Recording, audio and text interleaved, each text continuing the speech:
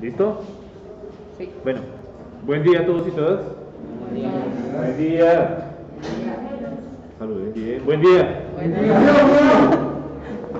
Se escuche esa vaina, esa energía de ustedes. Se ve el computador, entonces lo voy a correr un poquito para acá. Ahí ya no se ve. Listo, ya no se ve. Bueno, para quienes no estuvieron la clase anterior, estábamos trabajando, hicimos una línea del tiempo, que los profesores de sociales siempre hacemos líneas del tiempo. Sí. ¿Que siempre hacemos pirámides sociales? Sí. También. Eso sí es una vaina, pero es que nada mejor para explicar eso. Vamos a ver hoy, vamos a ver inicio de la Edad Moderna, tal como está acá. Quiero que quede el título ahí en el cuaderno, Edad Moderna. Vamos a ubicar Edad Moderna y quiero que ustedes estén bien atentos a qué significa este momento de la Edad Moderna. Para yo poder explicar esto, Edad Moderna, voy a escribirlo aquí un ladito. Necesariamente tengo que hacer una línea de tiempo muy cortita. De hecho, no lo voy a hacer, está acá. Moderna. Edad Moderna. Está acá, mírenla acá.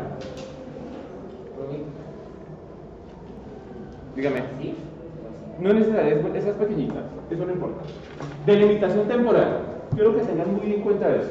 Cuando nosotros hablamos de Edad Moderna, estamos hablando del periodo transcurrido entre 1453. Señor Mateus, ¿qué siglo es eso? 1453.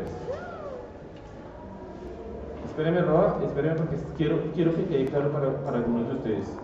1453. Espérenme ahí. Espérenme. ¿Qué siglo es, Roa? Siglo XV. ¿Quién no entiende esto de los siglos? Quiero que me levanten la mano. Diga, profe, no entiendo. No importa. Justamente estamos aquí para aprender. Yo no les voy a regañar. ¿Sí entiende bien lo de los siglos? ¿Quién no entiende? No pasa nada. Están conmigo. Yo les voy a decir, les voy a aclarar las dudas. Luisa, ¿tú entiendes lo de los siglos? ¿Más o menos? ¿A quién más le pregunto? ¿A usted se entiende? Señoritas, ¿ustedes entienden lo de los siglos? ¿No los entiendes? Entonces, ¿cómo les queda la siguiente? Cuando nosotros hablamos de los siglos, en historia, nosotros dividimos sobre todo las líneas del tiempo en siglos, pero no escribimos los siglos como siglo 1, sino que los escribimos en números romanos. Para poder entender lo de los siglos en números romanos, necesariamente tengo que entender los números romanos. ¿Quién no me entiende los números romanos? O sea, yo estoy con él, porque ahorita yo estaba con 8.2 y profe, yo no entiendo. No pasa nada, no es de vergüenza, justamente están estudiando para aclarar dudas. Cuando yo estudio números romanos, hay números que son referencias. El 1, el 5, el 10, el 50, el 100 y el 1000. Son números que son referencias. Yo en ningún momento puedo escribir más de 4 símbolos seguidos. Perdón, más de 3. Entonces, 1, 2, 3. Eso es lo máximo que puedo llegar. ¿Cómo escribo 4? Está el 5 como número de referencia, ¿cierto? Para escribir 4, yo tengo que tener en cuenta dónde ubico el palito. Si lo ubico antes, estoy restando, es decir, 5 menos 1, 4. Y si le pongo el palito a la derecha, estoy sumando. Entonces, si pongo 1, 2, 3, ¿estoy hablando de qué? 8, muy bien. 10. ¿Cómo es el 9? El 9 Entonces, si ubica el palito a la izquierda, significa 9. Y si lo ubico a la derecha, cabezas, si lo ubico a la derecha, ¿qué número es? Ese es el 10. 10. No, si no. Ah, ya, no. Ahí lo hace, muy bien. ¿Qué número es este? ¿Cuál es su nombre? No, Luisa ya la conozco. Caleb. Siempre que pienso Caleb, te veo y me siento. Caleb, ¿qué número es este? Una L. ¿Qué número es? La L es el 50. 1, 5, 10, 50. ¿Cómo se escribe 40, Caleb? 40. Pero es Caleb. Una X atrás. Claro, pilas calientes. Escribe la X atrás, es decir, 50 menos 10, 40. Si yo quiero escribir 41, 40 más 1. ¿Entendieron? Si yo quiero escribir, ¿ese qué número es? Sí, 100. 100. ¿Cómo es 90? L ahí. No, hay 100 menos 10, 90. Sí. ¿Listo? 91. ¿Ese qué número es? Ah, no, me faltó un número de referencia. El 500. ¿Listo? ¿Qué número es este? 1000. 1000. ¿Cómo se escribe 900? Menos C. Menos 100. De 1000 menos 100, 900. Y ese es el 500, lo mismo. ¿Listo? ¿Para qué me importan, por qué me importan esos números de referencia? De hecho, en historia estamos apenas en el siglo XXI y es muy fácil contar eso. Sin embargo, hay algunas dificultades y en las cuales ustedes cometen un error. Por ejemplo, si nosotros hablamos del año 1453, caída de Constantinopla, me dice Roda, ¿qué más me dijo por acá? ¿Siglo qué? Quinto. 15, siglo XV. Uno siempre comete el error de que como es 14 acá, uno dice, ah, no, es siglo XIV. No, siempre se corre uno de más. ¿Por qué? Si yo ubico números, ubico años, del 0 al 99 es el siglo I. Del 100 al 199 es el siglo II. Del 200 al 299 es el siglo III. Del 1000 al 1099 el siglo es 11. ¿Listo? 11. ¿Cómo hago para determinar eso? Pónganle mucho cuidado. Es un ejercicio bobo, pero es sencillo. Es bobo, pero es útil. Siempre se le suma uno de más. Estoy en 1000, 10 más 1, 11. ¿Cuál es el año de la independencia de Colombia? 1810. Es decir, ¿siglo qué? 19. Listo, eso es una bobada, pero en ocasiones muchos de nosotros no lo entendemos. ¿Cuál es el día de la independencia en Venezuela? He rajado como a 5 de mis amigos venezolanos que no me saben el día de la independencia de Venezuela y eso es fundamental para ustedes. ¿Listo? Entonces ahí iniciamos. Ay, es que me voy a cortar Cuando nosotros el video. hablamos de edad moderna, estamos hablando del periodo que corresponde entre 1453, siglo XV, ¿sí? Desde una vaina que se llama la caída de Constantinopla, y 1789. ¿Qué siglo es? 18. Siglo XVIII, con la Revolución Francesa. Ese periodo de tiempo nosotros en Occidente, esto es Occidente, yo se lo explicaba la vez pasada, nosotros lo entendemos como la edad moderna. Y esto es muy importante, pero vamos a ver cuáles son los antecedentes de la edad moderna. Para nosotros poder entender la edad moderna, necesariamente tenemos que entender esto. Renacimiento humano. Renacimiento, eso lo trabajamos, ¿saben cuándo trabajamos? Y creo que todos los que están aquí conmigo estuvimos en séptimo, excepto el señor Mateus, ¿cierto Mateus? ¿Usted no estaba conmigo? Del resto todos estuvimos, ¿cierto? Sí. Ay, Luisa, que es otro cuarto parte. Listo, pero ya debes haber visto eso. Nosotros hablamos de renacimiento. De hecho, solo la palabra renacimiento implica la palabra renacer. ¿Qué es lo que renace en el renacimiento? El arte.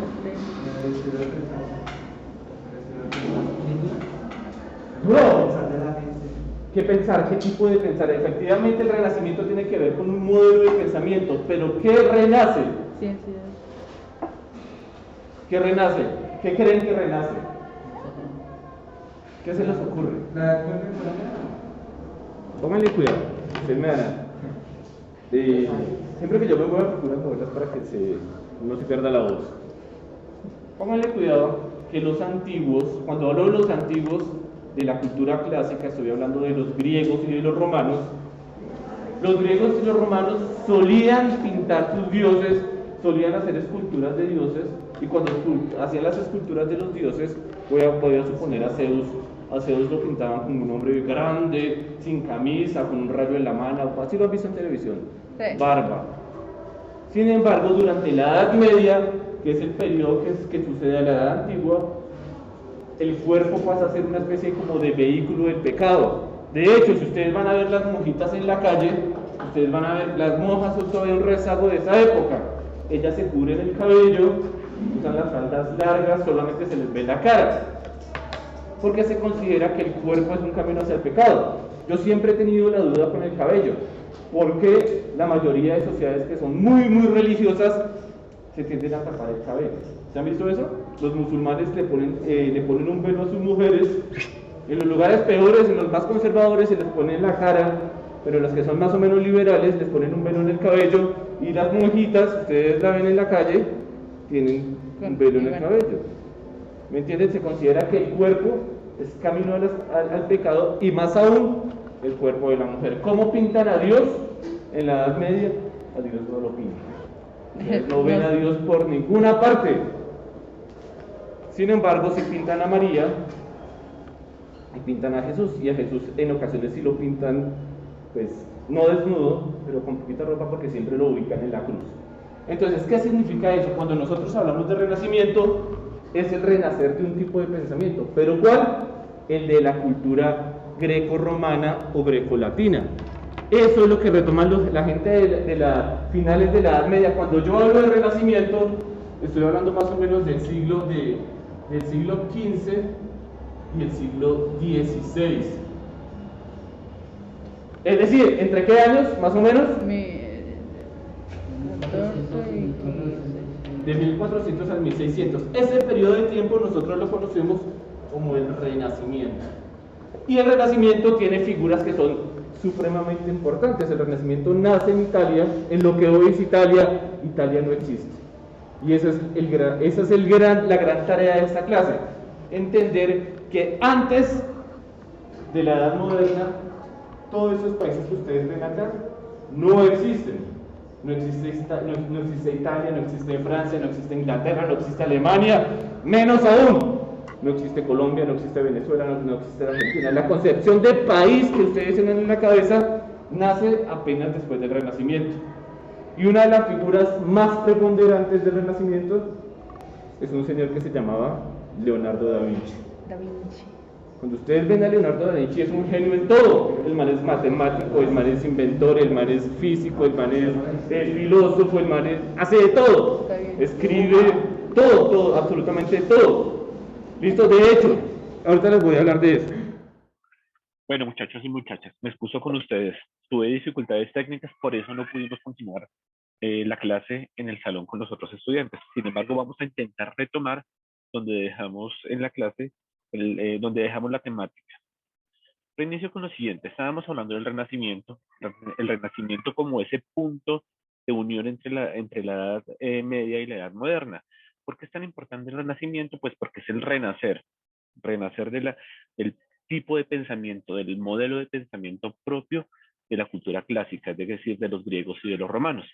Sobre eso hay mucho debate, pues porque ustedes saben que en torno a la religión pues siempre hay debate. Pero me parece muy importante lo siguiente. Yo les proponía que pensáramos en la figura de Leonardo da Vinci para pensarnos el Renacimiento. ¿Por qué es importante la figura de Leonardo da Vinci? Porque él en sí mismo condensaba lo que se representaba el hombre del Renacimiento. Un ser genio en muchos campos de la vida. Él era arquitecto, matemático, al mismo tiempo era literato, escribía, inventaba, era arquitecto, pues una cantidad de cosas que él mismo condensaba, un hombre total. Y esa es la figura de ser humano que va a ser destacada en el Renacimiento. Voy a compartir las pantallas. Esperen un segundito, por favor. Siempre tengo dificultades cuando comparto pantalla. Espérenme, por favor. Denme un segundito. Voy a compartirles pantalla. Y vamos a nuestra presentación en la que veníamos trabajando. Ustedes en la pantalla están viendo que dice Renacimiento. La base fundamental en términos filosóficos y las que ya les decía en la clase pasada. Estamos en una clase, si se quiere, de filosofía. Ustedes no están en 10º, pero en algún momento van a llegar allá. La base filosófica del Renacimiento va a ser el humanismo. Si yo me voy a esta presentación, a esta diapositiva en particular, vamos a ver que en el centro del pensamiento renacentista está el antropocentrismo, una palabra que uno entiende, digamos que es muy abstracta y es muy difícil hasta de pronunciar. Sin embargo, siempre que pensemos en el antropocentrismo, hagamos la contraposición al teocentrismo. Durante toda la Edad Media, por lo menos en Europa Occidental y de hecho en el mundo musulmán también, el centro del pensamiento se relacionó con lo divino. ¿Cómo así lo divino?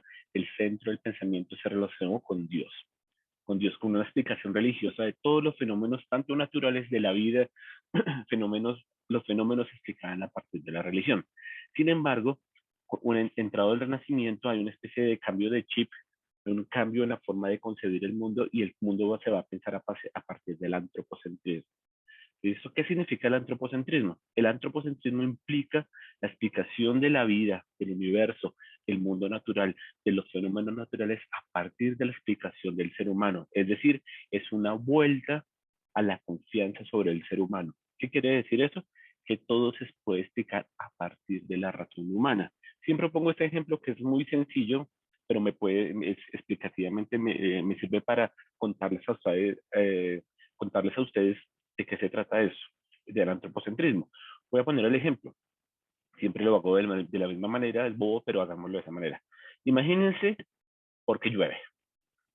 Imagínense que durante la Edad Antigua y gran parte de la Edad Media se concebía que se llovía por gracia de los dioses. ¿Entienden? Por ejemplo, en la época del cristianismo se concibe que llueve porque los dioses quieren que llueva. No sé, voy a inventarme. Dios está llorando, Dios está bañando, Dios está haciendo sus necesidades, no sé. Sin embargo, con el cambio al antropocentrismo se considera que toda explicación debe estar fundamentada en la razón humana. Pilas con esa palabra, razón humana. Entonces hoy sabemos que llueve porque hay un ciclo del agua. Está el río, el agua, el sol hace evaporar el agua se transforma en nubes, el viento transporta las nubes, en un momento determinado cuando las nubes están llenas se precipitan y otra vez vuelve el ciclo a repetirse de manera infinita, de manera inacabada, todo el tiempo. Nosotros hoy sabemos eso, es decir, esa es una explicación lógica que se fundamenta en la razón humana. Y uno se pregunta, ¿cómo así la razón humana? Yo creo que la mejor frase para explicarse la razón humana la tiene otro filósofo que es de época del Renacimiento. Yo creo que el pensamiento moderno va a estar fundamentado en un señor que se llamaba René Descartes. Por aquí se los voy a escribir ahorita para que ustedes vean cómo se escribe. Y además ustedes ya conocen a René Descartes, porque si ustedes han visto en matemáticas el plano cartesiano, pues René Descartes se inventó, analizó, perfeccionó, se pensó el plano cartesiano. Pero a mí particularmente, pues ustedes saben que yo no soy profesor de matemáticas, me interesa explicarles en términos filosóficos por qué es de manera importante. René Descartes es importante en términos filosóficos. Estamos en una clase de sociales, pero estamos hablando de filosofía porque la frase más importante de este señor es pienso, luego existo. ¿Eso qué quiere decir? Que la existencia tiene razón en la medida que el ser humano la reflexione, pase por la razón del ser humano. Este es otro ejemplo que se suele proponer en filosofía. Quiero que ustedes lo piensen. Piénsenlo, por favor. Ese ejercicio de pensarse esto es muy chévere. Supongamos que hay un bosque. Imagínense un bosque. Y en medio del bosque se cae un árbol. No hay ningún humano presente para atestiguar que se cae el árbol. El fenómeno sucedió o no sucedió. Siempre que se hace esta reflexión hay una discusión en torno a quienes consideran que sí sucedió y quienes consideran que no sucedió. Quienes consideran que sí sucedió van a considerar que eso se da porque la realidad es objetiva, es decir, el ser humano no interviene en la realidad. Sin embargo, quienes consideran que no sucedió es porque piensan que es necesario el ser humano que esté presente para analizar todos los fenómenos que están ahí y que pasen por la razón humana para poder entenderlo. Con esta idea de razón humana nace la idea del individuo, y el individuo va a ser muy importante desde ahí en adelante, sobre todo en la época de la Edad Moderna. En la época de la Edad Moderna, esa idea de individuo va a ser fundamental. Y yo creo que la mejor manera de explicar eso es volviendo un poco a Leonardo da Vinci. Si ustedes van a mirar, aquí hay varias obras del Renacimiento, muy famosas. Aquí está la Última Cena, aquí está el nacimiento de Adán, aquí está la invención de la imprenta, y aquí en el fondo hay un hombre que es muy famoso que se llama el hombre de Vitruvio. No la hizo Leonardo da Vinci, pero Leonardo da Vinci también le interesaba la anatomía humana y él se podría hacer un análisis del cuerpo humano en busca de pensarse eso de la perfección humana. Ustedes van a ver, él busca la proporción, y de hecho es un estudio anatómico muy bien hecho para su época. Estamos hablando del Renacimiento, desde hace mucho tiempo. Entonces vamos a ver, y ustedes mismos pueden hacer el ejercicio. Él llega a conclusiones como la siguiente: el ser humano, el cuerpo del ser humano es tan perfecto que está bien proporcionado. Entonces, si ustedes tocan, si ustedes miden desde la articulación de su brazo, desde el codo hasta la articulación de la muñeca, esta parte en particular va a medir lo que mide su pie. Eso implica, de acuerdo con Leonardo da Vinci, la perfección del cuerpo humano y la confianza en el ser humano. Esa confianza en el ser humano a partir de la razón se llama humanismo. Pilas con eso, humanismo. Uno dice, pues, ¿qué tiene que ver el humanismo con todo eso? Pues es que el humanismo va a ser el fundamento del pensamiento renacentista, y la idea de razón va a regir toda la edad moderna. Pilas con esa idea de la razón. La razón implica que todos los fenómenos en el mundo, en el universo, se pueden explicar a partir de la lógica del ser humano, de la razón del ser humano. Vámonos con un último ejemplo. Yo a ustedes en alguna de estas clases de este año les hablaba de la diferencia entre geocentrismo y el heliocentrismo. El geocentrismo es la explicación del universo que rigió durante mucho tiempo, donde se consideraba que la Tierra era el centro del universo. Nosotros sabemos que hoy no es, sabemos hoy que no es así. ¿Me entienden? En el geocentrismo se consideraban que el Sol giraba alrededor del Sol, las estrellas, perdón, el Sol giraba alrededor de la Tierra, las estrellas giraban alrededor de la Tierra, igual todo en el universo giraba alrededor de la Tierra. Pensamiento muy religioso, porque fue Dios el que creó el mundo y en esa medida todo tiene que girar alrededor de la Tierra. No, hoy sabemos que no es así. Hoy sabemos que en realidad quien gira alrededor del Sol es la Tierra, y que el universo es mucho más amplio de lo que conocía por lo menos esta gente hasta la Edad Moderna. Nicolás Copérnico, que desarrolló el modelo de universo heliocéntrico, se llama heliocéntrico porque uno de los componentes fundamentales del Sol es helio. El hidrógeno y el helio, esa fisión, fusión entre las dos cosas, esos son términos atómicos, es lo que genera la energía del Sol. Pero entonces, como se llama heliocéntrico porque uno de los componentes fundamentales del Sol es el helio. Y entonces hoy sabemos que la Tierra es la que gira alrededor del Sol, y además que el Sol no es el centro del universo, sino que hay muchas galaxias, una infinidad cantidad de estrellas. O sea, el universo es incalculable para nosotros. Y eso, lo que sabemos hoy, es producto de todo el pensamiento que fue forjado durante el Renacimiento. Si yo me adelanto un poquito, que no está acá, vamos a ver que durante el Renacimiento se desarrollaron una enorme cantidad de inventos. Acá está. Mire, ciencia y técnica, desarrollo de las ciencias empíricas, se desarrolló el telescopio, la imprenta, la pólvora, la brújula. La brújula no se la inventaron aquí, pero la trajeron los del Renacimiento. Acuérdense que la brújula china, el telescopio, Galileo Galilei tiene mucho que ver. La imprenta, un señor que se llamaba Nicolás Gutenberg, uno dice, pero ¿para qué sirve la imprenta? Pues en esa época los únicos que leían en grandes cantidades eran los monjes, las personas de la iglesia, y con la imprenta se popularizó ese hecho de leer. ¿Para qué sirve leer? Pues porque mediante la lectura se socializa el conocimiento. Y entonces, mientras socializa el conocimiento, pues un mundo nuevo se abre para todo el mundo. ¿Listo? Entonces, eso generó que hubiera difusión de ideas, navegación, comercio, exploración. Eso es producto del Renacimiento. Y lo que somos hoy en día, pues, tiene mucho que ver con eso. Pero regresemos acá porque eso también lo vamos a trabajar. Me interesa era eso. Entonces, yo les explicaba al principio y les decía, los países en realidad en esta época no existen. No existe Francia, ni Italia, España, menos Colombia, menos Venezuela, no existen. Los países son un invento propio de la modernidad.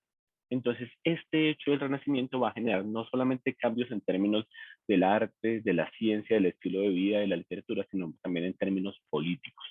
Les voy a poner en estos términos. Póngale mucho cuidado. Vamos a hacer este cuadro comparativo. Miren bien, muy bien la comparación. Feudalismo, monarquía. Cuando hablamos del feudalismo estamos hablando del modo de vida, del modo de producción propio de la Edad Media. De hecho, no se parecen los unos a los otros. Cuando hablamos de la monarquía estamos hablando del régimen político. Acuérdense, se los voy a escribir aquí por un ladito. Cuando nosotros hablamos de regímenes políticos, podemos considerar que hay tres grandes tipos de regímenes políticos. La monarquía, por un lado, la aristocracia por otro y la democracia por otro. La monarquía es un régimen político en el cual solamente una persona asume la soberanía, sobre todo asume el poder. Por lo general esa persona es llamada rey o monarca. En Rusia se llamaba zar, bueno, pero sobre todo nosotros lo conocemos como rey o monarca. Hoy en día quedan muy pocas monarquías. Sin embargo, pues este rey en particular, ese monarca, asume muchos poderes que no existían durante el feudalismo. Vamos a ver esa contraposición. Mientras en el feudalismo habían incontables feudos, acuérdense la idea de feudo que desarrollamos cuando estábamos en séptimo, se los voy a poner por este ladito. Cuando vemos un feudo medieval, vamos a ver que hay un castillo, alrededor del castillo están las tierras, y hay unos siervos que trabajan en la tierra, hay unos vasallos y hay un ejército. El ejército es privado. ¿Quién vive en el castillo? El señor feudal. No vive el rey. En esa época, el poder real, en el feudalismo, el poder real no lo tiene el rey, lo tiene un señor que se llama el señor feudal. Y en la mayoría de países de Europa, habían incontables feudos. Muchos feudos dominados cada uno por su propio señor feudal. Piénsense en el ajedrez.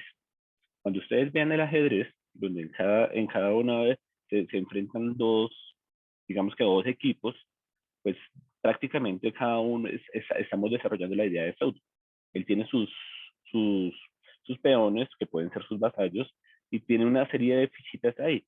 Entonces, me imagino, piénselo de la siguiente manera, los feudos pequeños van atacando a los feudos grandes y los feudos van creciendo.